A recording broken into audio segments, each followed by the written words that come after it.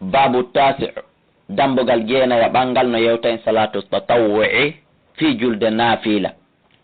julde volonté. an Rabi' ibn Ka'b al-Aslami radiyallahu ta'ala anhu yettama yo sahabajo tedduɗo wiyeteɗo Rabi'at ibn Ka'b.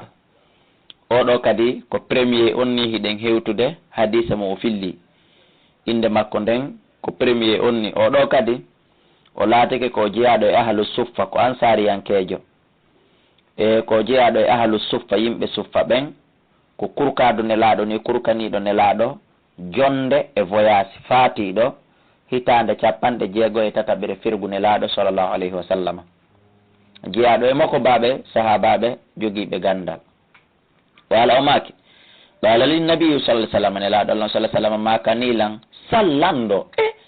an Kaabu foppo torotolan foppo landotolan torotolan du'ayo mi torano ɓe Allah fi ɗum ɗo an haynde wotere a toraki landora. on say fa qultu minni awa nelaɗo as'aluka min mi torikema ya toranolan Allah murafiqatuka fi wondoygal ma fil jannati ka aljanna. woɓɓe ara toro Allah du'anolan nelaɗo toranolan Allah fi ɓeygu, woɓɓe ara toro yo nelaɗo du'anoɓe fi ɓiɗɗo, woɓɓe fi jawdi, woɓɓe fi gandal, woɓɓe fi yaafuya, woɓɓe fi jaahu, non oɗo kanko o tori koye nelaɗo toranomo Allah hara ko kamɓe hoɗi ɗoyta ka aljanna. fa qala nelaɗo Allah sallallahu alayhi wa sallam maki awa wayra dhalik, awa torolan goɗɗum ngo hara na ɗum ɗon. andi ɗum ɗon e wi'ali waɗata kono koko metti fi torolan yomi toranoma Allah goɗɗum ngo. fa qultu minni enele huwa dhaka, ko ɗum tigiri. qala nelaɗo maki awa fa inni walliran ala nafsika e dow hoorema be kasarati sujudi, ɗuɗɗingol juulugol. rawahu Muslim. ko andingol en ɗuɗɗingol julde ko jeeya ɗum e naaday ɗum goɗɗo aljanna, ko jeeya ɗum kadi e townay ɗum goɗɗo ko aljannaji.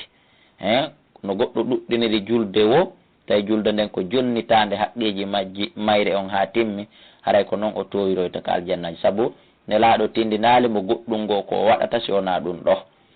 holli woni ala ko ɓurata townude goɗɗo ko aljanna ete julgol. haray enen wota innu ko o fana yo alansara yo futuro yo geƴe yo subaka tun ɗuɗɗinen juulugol musidɓe julɓe. haray qissa fi landagol mo nga landal ɗo e jaabagol nelaɗo ɗum qissa on hino juuti. sen daari ka deftere wiyetende suwaru min hayati sahaba, ko ton qissa on juuti. ko ɗum waɗi inchallahu si Allah okkori en duuɓi ɗin e cellal ngal e moye on e yaaji en nden, haray hiɗen fiiɓi se en gayni bulughul maram,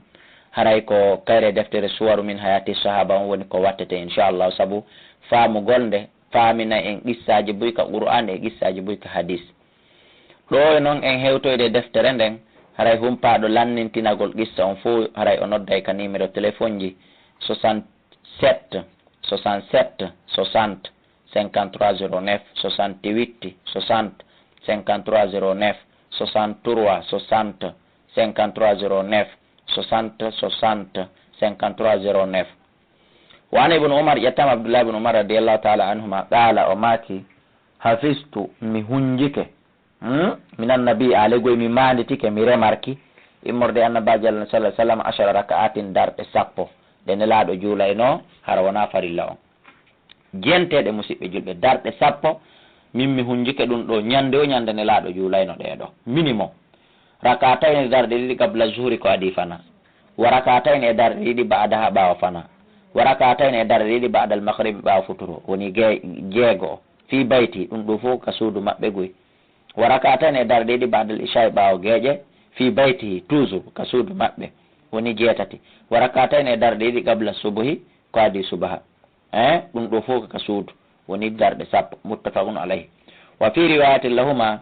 no ari e filla e maɓɓe wa rakatayne e darɗe ɗiɗi kadi ba'dal jum'a ɓaawo julde juma nden kadi fi bayti toujours ka suudu maɓɓe. kono nu haɗi ɗum konteɗa par ce que juma on hino lonti fana on hino lonto juma on. siko juma ɓe watta e ɗiɗi ɓaawo juma, siko fana ɓe watta e ɗiɗi toujours ɓaawo fana woni darɗe 10.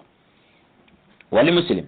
kana nelaɗo laatake ida tala alfajru, si tawi woni fajiri on feeri la yusalli ɓe juulata illa rakatayni sona darɗe ɗiɗi pet hafifatayni foygitiɗe kadi koni foygitiɗe alaygoy ko raɓɓuɗuɗe pot. donc haray so woni fajiri feeri en yeehi ka juulirde hay so tawi woni waɓutu on no heddi haray sallata ka ruƴƴen ɗon juulen ɗon ko rakatayel fajiri on tun hay rakatayel fajiri on e hoore mum ko hani ko yo musidɓe julɓe ko yen ruƴƴude ka suudu me e yahen ka juulirde hara sen hewti ko hewtugol tun juula ma sen hewti tawi tan on no heddi ella ala nde juuleten darɗe ɗiɗi kono haray ɗen ɗon ko tahiyatul masjidi wona naafila jooɗoɗen fi habbagol leer wona rakatayel fajiri ko ɓuri labede ko juulugol ɗe ka suudu wona aicha ƴettama nene meɗen aicha radiallahu taala anha anna nabiya wonde annabaji allah sallah sallam kana ɓe laatke la yadaw ɓe accatano few mi ale ha hande ɓe acci arban juulugol darɗe nayyi kabla zuhuri ko adi fana on andi ɗo son dartiri ɗo e o riwaya to ara yande kadi wonti darɗe 12 par ce que to ko ɗiɗi adi fana kontano ɗo noon nene aicha maki o ne laaɗo accatano nayyi adi fana waraka tawni e darɗe ɗiɗi qabla alghadati ko addi julde soƴƴaari ko julde subaka wiyete alghadati rawahu lbukhari wana ƴettama e aicha radiallahu taala anha galat lam yakun laataki annabiya annabaji allah sallah sallam ala chani hay e hunde min annawafil immorde naafilaji ɗin ashaddu ta'ahudan min ɗiɓe ɓuri ƴewtade watta yiili e muɗum ala hay e julde naafila nde mi inelaɗo hino ɓuri tiiɗinde fimum ala rakatayil fajiri ha hewti rakatayil fajiri e witirire nden watta jaɓ ɗum ɗo fuuto en fof musidɓe julɓe muttafaqun alayh wal muslimino ka muslim nelaɗo maki rakatal fajiri on yi rakatayil fajiri ruƴƴete ɗen ɗiɗi si subaka juule hayrun min addunya wa ma fiha ɗen no ɓuri moƴƴude aduna e dendandagal ko ne nder aduna wata ɗe fuuto e musidɓe julɓe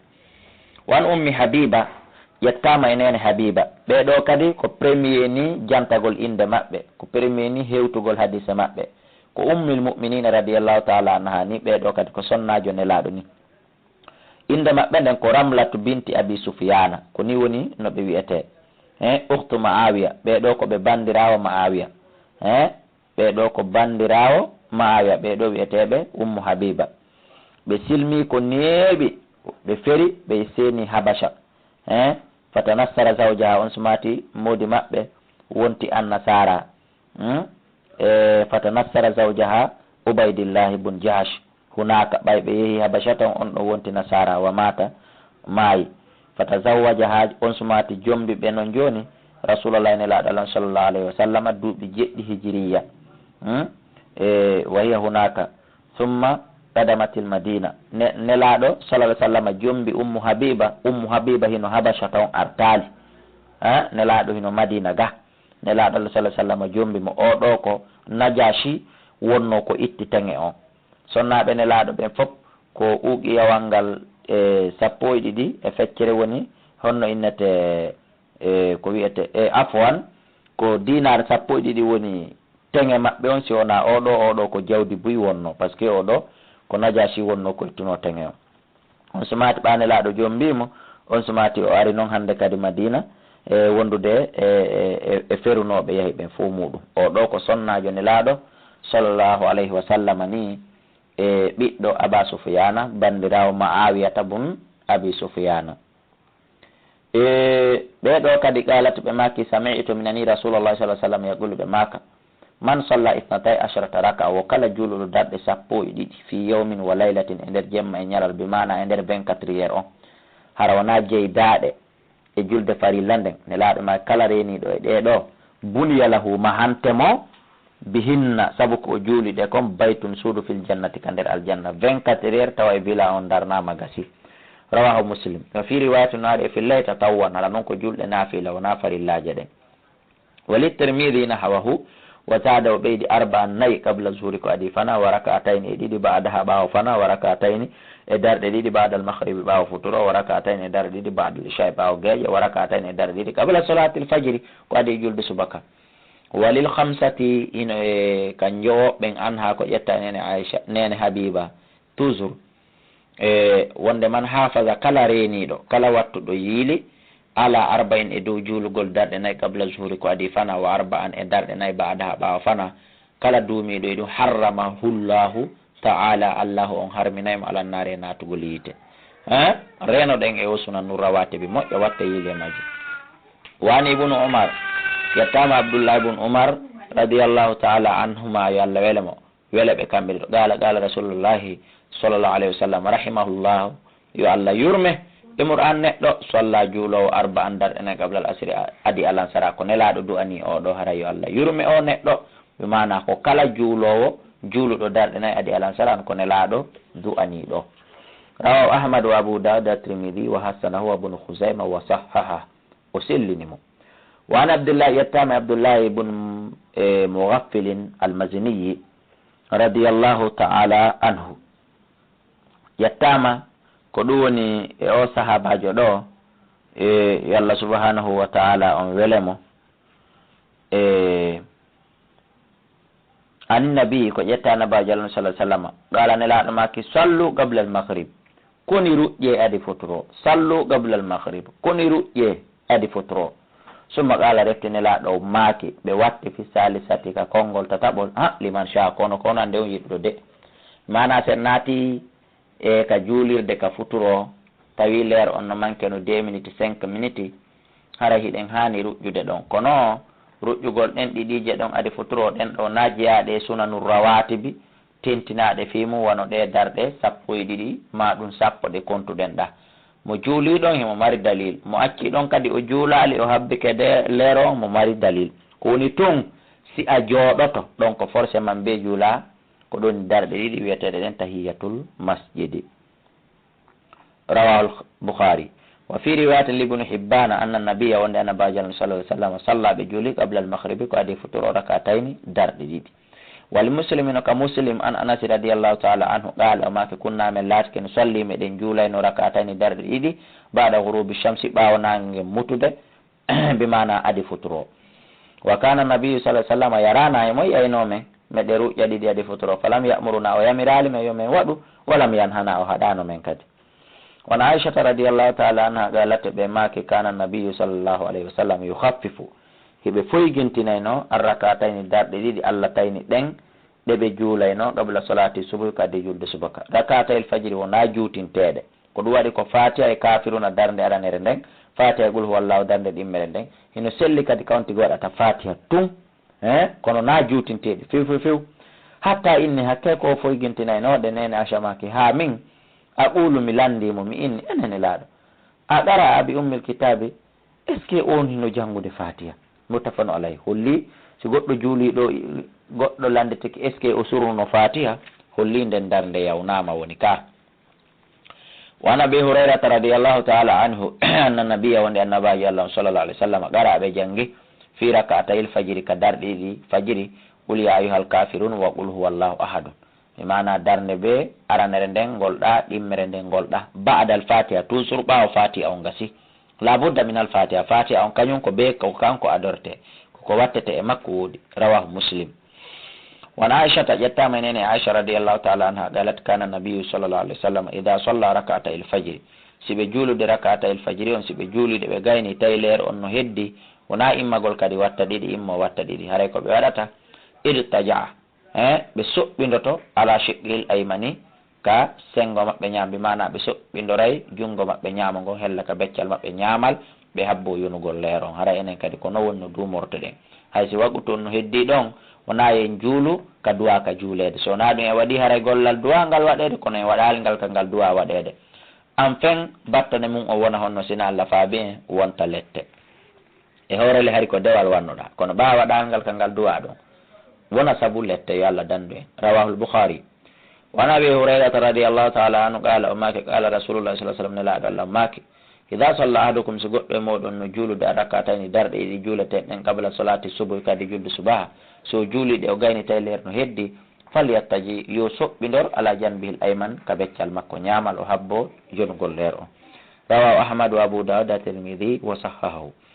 wa an ibnu umar radiyallahu ta'ala anhuma qala o make qala rasulullah sallallahu alaihi wasallam nelaɗo make salatul layli julɗe jemma si goɗɗo immike jemma no naafude masna ko ɗiɗi ɗiɗi o juulita juula ɗiɗi salmina juula ɗiɗi salmina juula ɗiɗi salmina fa idha khashiya ahadukum seyino ha goɗɗo e mo huuli asubha heewugol subaka on e nder ko nafata kon hande kadi salla rakata no wahida tan yo juulu darde wotere ko nden ɗon wiyete witiri on tutiru lahu nden ɗon sokanamo ombanamo fuujinanamo magade salla kon ko tawno gomɗino juuli haray ko ni on tigi juula ɗiɗi si o ronki o waɗa witiri ma o juula nayyi si o ronki o waɗa witiri so heeɓi feere juulugol wulure o waɗa witiri alla ala o haɗaka si tawi kadi ronkere ma ŋoŋre ma nawna e muusinde ko nantata ɗum kadi soñjimo ha mo wawi juulude witirire wajjire nden ɗum kadi o waalo aray kadi ella laa'i muɗum.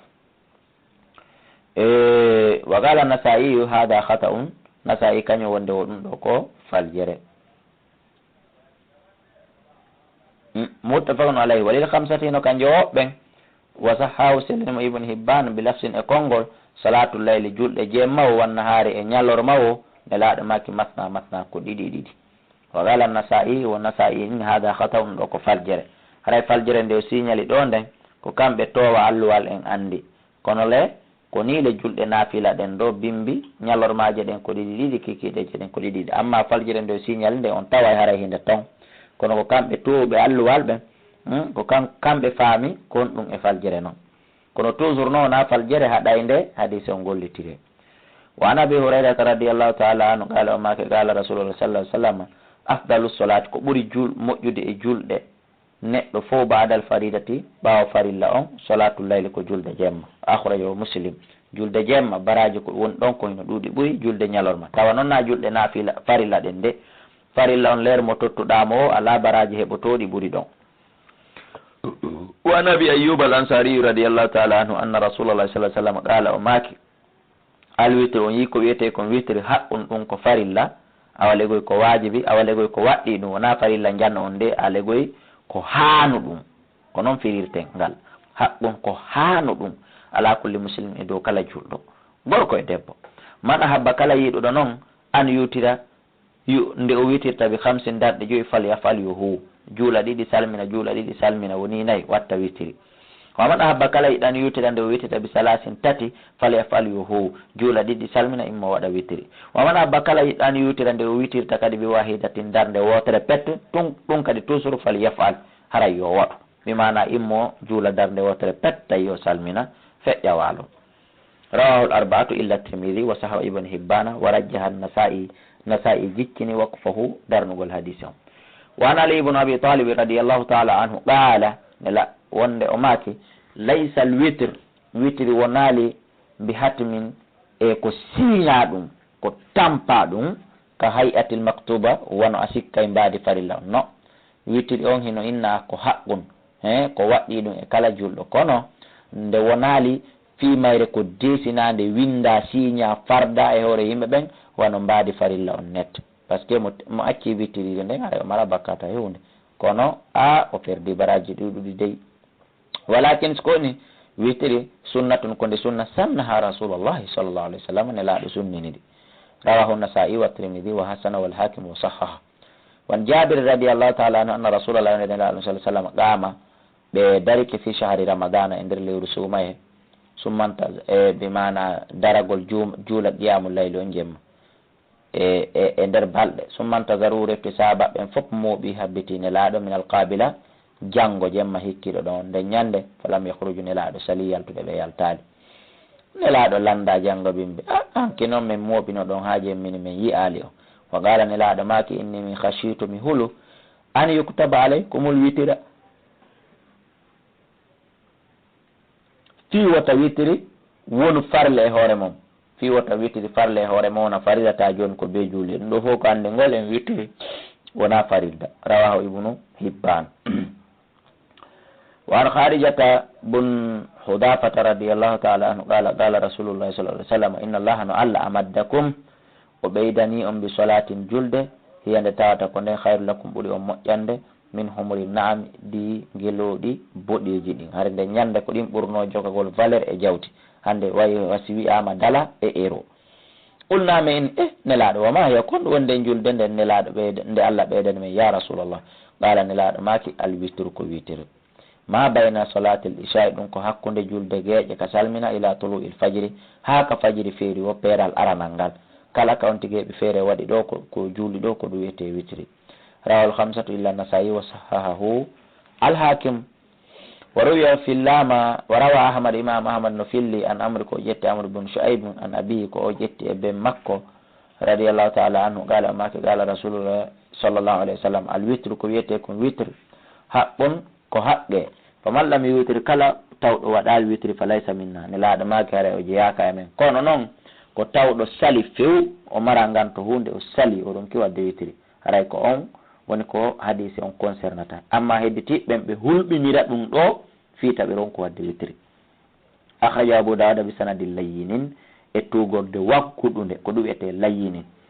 Wa sahahul Hakim walaw no wodani noon hadise on fi wiyama ɗo ko wagguɗuɗo ino wodani mo shahidun seede nokkugo kono on ton kadi da'ifun ko lowɗo. An Abi Hurayrata ko ƴetta Aba Hurayrata radiyallahu ta'ala anhu inda Ahmad nokku ka Imam Ahmad. Wa Aisha radiyallahu ta'ala anha qalat bi maki ma kana la taki Rasulullah sallallahu alaihi wasallam yazidu hibe baydayno fi Ramadan e nder lewru sumaye wala fi ghairi wona eni e ko hina nder lewru sumaye e jelu ala ihda asharata raka'a do darde 11 nelaɗo suumaye wo sabbordu suumaye jurdande ha hande ɓe mankinali juulugol darɗe 11 ɓe ɗuyi ɓe ɓeydali kadi juulugol darɗe 11 bimana jemma ñande ɓe na fayɗeɗo honno ɓe juulirta ɗe salli arba'an ɓe juula 4 nene Aisha noon jokkowo nelaɗo e nder julde nden ma joɗotoɗo aynaɓe ko ɓe woni e sefanade nelaɗo juula 4 he fala tasal wa ta'ala an husnin e laɓegol ɗen wa tulihin e juutugol ɗen summa salli refti ɓe juula kadi arba'an 4 ɓe foto andi woni 7 fala tasal wa ta'ala an husnihinna laɓegol ɗen wa tulihinna e juutugol ɗen summa salli salasan refti ɓe immoɓe juula 3 andi woni 11 qalat Aisha nene Aisha maki fa qultum inni ya Rasulullah ene atanamo an hiɗaɗano qabla an tutiri ko adi a wadde witri qala nelaɗo maki ya Aisha inna ayni anduno ɗe gite ande hiɗata tanamani hiɗaɗano kono wala yanamu qalbi ɓerde anden kañum ɗanota ko muttafaqun alayhi. Wa fi riwayatin lahuma no ari e filla e maɓɓe anha radiyallahu ta'ala anha kana nelaɗo laatake salli ɓe juulayno min allayli immorde jemma 10 rakatin darɗe 10 wa yutiru ɓe witira bi sajdatin darde wotere ko fanda ɗo sujudere wotere ɓe mana ko darde wotere o andi toujours woni 11 hadise mo ɓe adi addude on wa yarka ɓe waɗa noon on say ɓe ruƴƴa rakatel fajiri raka fajirije ɗen wona 13 kono ɗen ɗon ɗiɗi wona jeyaɗe e nafilo jemma ɗen ɗon ɗiɗi ko fuɗɗitor ɗum ñallal wongal arde ngal mana ɗen ɗon ɗiɗi ɗe woni débitir ɗum ñallal wongal natude ngal en faami ka e fatilka 13 haray ɗum ɗo woni darɗe 13 kono haqiqa tan ko 11 ɗeɗa ɗiɗi konta tun ɗe jeyaka en nder ngal ñallal ɗon enen noon musidɓe julɓe hay julgol witiriɗe wajjere nden ko ɓurto piira haray reno ɗen wa anha radiyallahu ta'ala anha qalat ɓe maki kana laatiki rasulullah sallallahu alaihi wasallam yusalli ɓe juulayno min allayli immorde jemma 13 raka'a darɗe 13 yutiru min dhalika ɓe waɗa witiri noon immorde ɗen ɗon bi 50 darɗe 5 laajili so ɓe jooɗota ko fi shay'in hay e hunde illa fi akhiriha sonaka sakkitorde o nelaɗo eno juulayno darɗe 13 o e nder ɗe darɗe 13 fof ɓe jooɗotako ɓe tayyo haka sakkitorde o andi no selli juulugol kadi jokkidire juula ɗiɗi immo hara tayyake juula kontina ɗon ha timmina 5 ma ha timmina 7 ma ha timmina 9 ma ha timmina 11 ko ɗon ɓuuri labede 11 ko ɗum nelaɗo ɓuuri duumade mum on tigi tayyo noon salmina waɗa tayya goto salmina goto ɗum kadi hino selli juula ɗiɗi tayyo salmina juula ɗiɗi tayyo salmina ko ɗum ɓuuri labede amma kontingol kadi haalanna tayyo tayya goto salmina ɗum kadi hino selli. Wa anha jettama e maɓɓe radiyallahu ta'ala anha qalat ɓe maki e min kulli layli immorde den nangal jemma on qad awtara rasulullah gom inna la sallallahu alaihi wasallam hino waɗa witri wanta hatta non witruhu witri maɓɓe ne ila seri faade ka subaka faade ka sullagol faade ka wendego muttafaqun alayha hima. Wa an Abdullah ibn Amr ibn al-As radiyallahu ta'ala anha qala umaki qala rasulullah sallallahu alaihi wasallam maki ya Abdullah wo qala li ma kanilan ka rasulullah sallallahu alaihi wasallam ya Abdullah kay Abdullah la takun wa talatu misla fulani sifa karide fi honnu kana on kaari yo laati kay gomo min al-layli himo immotono jemma juula fataraka o acciti fewɗiyama layli immagol jemma juula anta wawwa on sabu khairul amal adwamuha nelaɗo Allah sallallahu alaihi wasallam maki ko ɓuuri moƴƴude golle ɗin fof ko duumaɗi e sa fuɗɗike gollal ngal acciti haray ɗum ɗon labaka nelaɗo maki an wota wawno muttafaqun alayhi ko andi gollen em jemma be jemma ko raɓɓi ɗo so nara ko nawnare ma ganto tiɗu gon ko a peesi on tigi ko yo eto o juula seeɗa ɓeɗe wo ko heɓe feere. Wan Ali ibn Abi Talib radiyallahu ta'ala anhu qala maki qala rasulullah sallallahu alaihi wasallam maki awtiru waɗe witri ya halal qur'an kono yimɓe qur'an fa inna la Allah witrun ko bajjo yuhibbul witra mo yiɗi bajjum kala piiji ɗin no labayo en fuuji ba Allah ko fuujuɗo ko goto o maraɗimo. rawal khamsatu wa sahahu ibnu khuzaima. wa an ibnu umar radiyallahu ta'ala anhuma ani nabi ko ƴetta nabaji sallallahu alaihi wasallam qala maki ij'alu akhira salatikum waɗe sakkitorde julde moɗon nden billeli jemma witran wiyetende witri nden ko nden fermirte. muttafaqun alayh. wa an talq ibn ali radiyallahu ta'ala anhu qala maki sami'tu min nani nuru andu rasulullah sallallahu alaihi wasallam yaqulu be maka la witrani fi laylatin witrije ɗiɗi sellata e nder jemma goto. rawa ahmad wa salasatu wa sahahu ibnu hibban. mo waɗi witri o fillitota ko witri hande kadi kono noon sihi mo faala immagol ɓeydoya naafo gongol kadi jemma mo wawi immade de o juula haray ɗum ɗon haɗaka ko woni noon ko yo juulu ɗiɗi o juula ɗiɗi o salmina o juula ɗiɗi sen ko ɗon o jokkata ha kawronki o hande kadi o fillitota ko witri ɗiɗi sellata e nder jemma goto. wa an ubay ibn ka'bin radiyallahu ta'ala anhu oɗo kadi ko fuɗɗon ndenni hiɗen hewtudemo kanko ubay ibn ka'b o kadi ko ansariyankejo khazrajiyankejo himo jamma abal mundir o ko hoorejo ni ko patron e wawɓe jangude qur'an ko goto kadi jeeyaɗo windoɓe wahay ko jippotono ko ene laaɗo Allah sallallahu alaihi wasallam ko jeeyaɗo kadi e moɓindirgol qur'an wa afta fi ahdi rasulillahi shahida al aqaba athaniyata wa badran wa ma ba'da ko tawaɗo e piiji buy e événement ji buy e fewndo ne laaɗo lutondirama e hitande nde o faati nden woɓɓe wi ko hitande 19 woɓɓe wi ko noga woɓɓe ko noga e ɗiɗi woɓɓe wi ko 30 woɓɓe wi ko 33 woɓɓe wi ko 33 firgu ne laaɗo on ko faati. oɗo kala o maki kana rasulullah ne laaɗo Allah sallallahu alaihi wasallam laatike yutri ɓe waɗirayno witri yusabbihu bisma rabbikal a'la darnde aranere nden fatiha e sabbisma rabbikal a'la be mana suratu a'la. wa qul ya ayyuhal kafirun ɗimmere nden fatiha e kafirun. wa qul huwallahu ahadun tammere nden fatiha e ikhlas o nelaɗo laatike ko ni ɓe waɗirayno witri. rawa ahmad wa abu dawud an-nasa'i wa zada ɓeydi wala yusallim nelaɗo salminta noon e nder ɗe darɗe tati illa fi akhir hinna sowona ka sakkitorde majji o yiiɗum. kono noon ko juulugol fatiha on e sabbisma on watta fatiha e qul ya ayyuhal kafirun salmina yilto watta fatiha qul huwallahu ko duumorgol noon ngol ɓuuri moƴƴude kenen ñande tawi nawnare ma ngungre ma jemma on tuuwi pandi fooli on tigi ma jangol e ko nanta tawi ɗum mo wawi juulude fo muɗum o jokkidira ha oɗo e salminako goto. wali abi dawuda eno ko abi dawuda tirmidi na hawa sifa o hadis an aicha ko ƴettanene aicha radiallahu taala anha wa fi no e nder hadise on kullu suratin kala simore fi rakatin koye nder darde andi ko fi ɓay en jangi ɗiɗo tati kala ta yette baɓɓen sikku ɗiɗo fof koye waɗe darde wotere. wa fil akhira e ko ɗum woni ka sakkitorum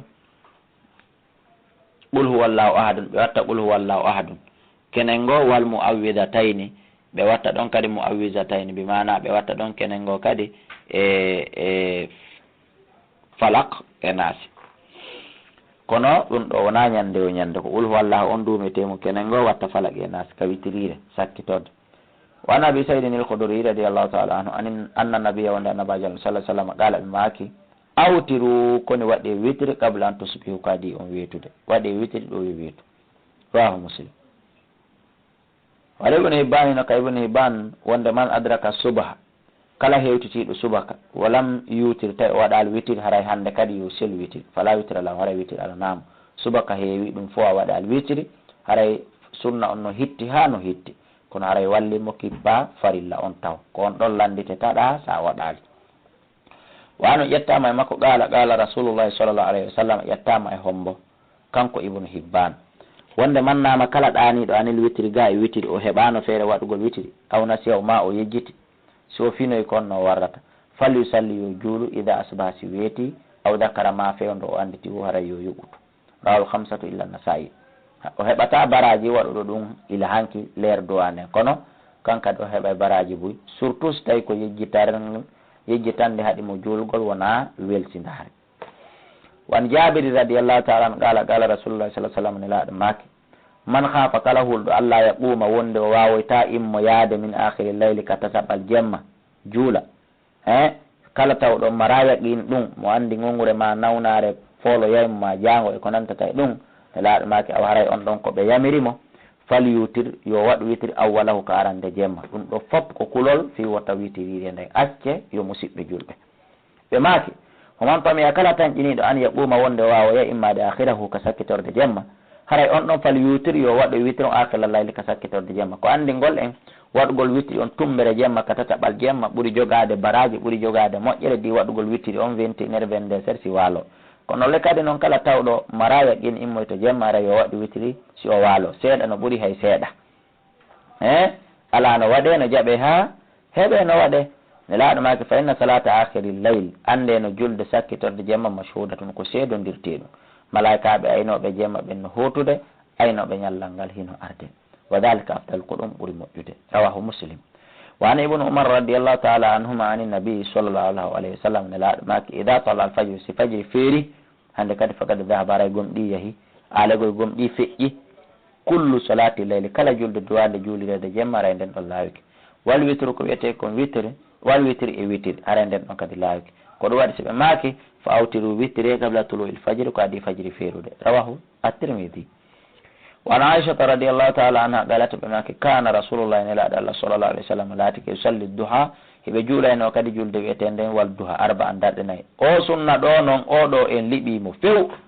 buy emen ala wurnutude oɗo few sunnaji ɗin fof hino foyɗutude seeɗa si wona oɗo salatu duha ko hunde hanade juulede darɗe nayyi juula ɗiɗi salmina juula ɗiɗi salmina ko ɗum wiyete salatu duha way jiidu hiɓe ɓeydayno kadi machallah embere konko allah mum no selli ya waɗu 6 jeetati sappo kono minimum ko yonu darɗe nayyi rawahu muslim juula ɗiɗi salmina juula ɗiɗi salmina fewndo ɗo nini ko woni waɓɓutu salatu duha ko 9h30 juste 9h30 ha 10h ko ɗo woni salatu duha baraji molanaɗe no en musidɓe julɓe ekkitoɗen juulugol ɗe wala hu no waɗanimo kanko muslim an ha ko ƴettanene acha annaha no kamɓe suilat ɓe landama ene hal kana rasulullah taw sine laaɗo laatake yusalli duha ɓe juulayno wadduha qalat nene acha jaabi la oye illa an yaji'a si wona hara ɓe artu ɓe hewtiti min mahibi ɓe wi e voyage maɓɓe mo ɓe wirnino ɗon ɓe juulayɗiɗi saabu ne laaɗo kamɓe ko gikku maɓɓe kadi si ɓe senike voyage ɓe arti kaka juulirde ɓe hewtitirta ɓe juula darɗe ɗiɗi si ɓe hewtitaka galle maɓɓe kamɓe ko noon ɓe laatorno amma no enen taw ɓe juulirde nden e galle ɗen jogodira kenen go en aray tawen juulirde nde hino sokki enen ko yen hewtitir ka galle me juulen darɗe ɗiɗi haray ɗum ko sunna noon ɗo nene Aisha maki o en nelaaɗo wowa juulude wadduha kono haray ko ɓuri sellude kon nelaaɗo hino juulayno walluha wala wono woɗani mo anha ko ƴetta nene Aisha toujours kaɓe maki ma ra'aytu rasulallah min mi yi al nelaaɗo sallah sallam yusallihi ɓe juulayno sabu hata duha julɗe walluha ɗen gatto few few few mi yi al wa inni no min la usabbihuha mi juulataɗe ɓay mi yi al nelaaɗo no juula wo nene Aisha maki ɗum wa an zaydi ƴettama e Zaid ibn Arqam radiallahu taala anhu anna rasulallah yonde nelaɗo no sallllahu alayhi wa sallam gaala ɓe maki salatul awwabina julde tuubayɓe ruttoɓe wagoto mayre on hiina tarmadul fisal ko sanga bobotihoy ngeloɗi ɗin immoto rawahu Tirmidhi ko hinde tumagi bobotihoy ngeloɗi ɗin immoto ko tuma nde jaaredi ndi fuɗɗi wulde bobotiji ɗin waalo ta leydi no ɓuuɓi yaha ɗon nakon ko yalta wula wula ha jaaredi ndin wulata ko ɓe bobotiji ɗin immo ko ɗo woni waɓoto julde duha ɗum mi inni on ko 9h30 ha 10h ko ɗum woni waɓoto mo 9h30 ha 10h30 ko ɗo woni sanga ka tawata leydi ndin nakon ko wulni leydi ndi ta ko ɓe ngeloɗin immo ko innira salatul awwabina julde tuuboɓe rutto alegoye duumiɗo e nden julde harayno holli on ko tuubowo rutto ko andi ngol e nden julde ko wonande saabu yaafuye bakkatu rawahu Tirmidhi wa an Anas ƴettama e Anas radiallahu taala anhu yo Allah elemo gaala o maki gaala rasulullahi sallllahu alayhi wa sallam man salla duha kala juuluɗo wal duha tinta ashara raka darɗe 12 haray o heeɓi ko ɗaɓɓa ko bana allahu lahu asran Allah mahanaymo kuɓere directement fil jannati ka nder aljanna yo Allah newina en duumagol e sunnaji ɗin fof kono surtout julde witre julde e raka ata il fajiri darɗe ɗi ruƴeteɗen si subaka juule e ko o wiyete salatu duha julɗe ɗen fof ino mari moƴƴereji kono surtout ɗeɗo ɓay noon enen ko honno enen lerde ɗe juule tawi ɗen tumbi e embouteillage hakkude ɗo e Madina ma hakkude ɗo e Saare kiikiiɗe ɗe darɗe ɗiɗi juuleteɗe adi futuro e adi alansara ma ɗe darɗe ɗiɗi juuleteɗe adi fotoro ɗum kadi ɗen tumbi e ambutiyasi ɗen hewtutude ka cuuɗi men koni enen watten yiili wotta en dogu ɓaawo aduna ronken raɗade aduna ha lahara kadi doga pottito en watten yiili e mum lahara de sa ino dogi ɓatti en acciten moɗon dogoyen ɓaawo aduna arto en tawen lahara kadi dogino marti watten yiili e ɗum rawahu tirmidi wastakrabahu o koɗini hadise on ko ɗum wiyete o koɗini mo alegoy ɗon kadi no holli tukunno nder ton wan aishata radiallahu taala anha qalata ɓe maki dahala rasulullah sa sallam nelaɗo Allah naati bayti ka suuda fa salla duha ɓe juuli wadduha o andi noon ko kamɓe kadi mako no nanen wonde manna ɓe yaal nelaɗo no juula ɗum ɓe juulata ɗum o hadise ɗo kadi yiltike holli en wonde ɓe maki nelaɗo naati ka chambre maɓɓe ɓe juuli salatu duha samani raka'atin darde 7 wo ɓe yiiɗi ɗum yitere maɓɓe nden kaka ɓe maki ɗon nelaɗo yi'i ɓuri jeccude ɓuri sellude di kaɓe maki